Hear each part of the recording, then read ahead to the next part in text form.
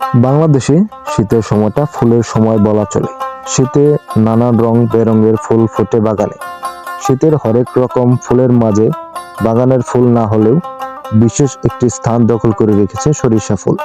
গ্রামে কেউ কেউ একে বলেন কেওড়া ফুল। আজকের এই সরিষা ফুলটি দেখার পর জসীমউদ্দিনের একটি কবিতার কথা মনে পড়ে গেল। ঘুম হতে আজ জেগেই দেখি শিশির জরা ঘাসে, সারা রাতের স্বপন আমার মিটল রোদে হেসে। আমার সাথে করতে খেলা প্রভাত হাওয়া ভাই, সরিষা ফুলের পাপড়ি নাড়ে ডাকছে মোরে ভাই।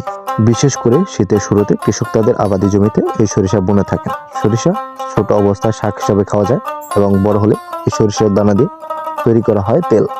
শীতের সকালে কুয়াশা বাজা এই সরিষা ফুল দেখতে কার না ভালো লাগে। যখন এই রোদে ঝলমল করে ওঠে এই সরিষা ফুল, তখন আরো দেখতে খুবই চমৎকার লাগে।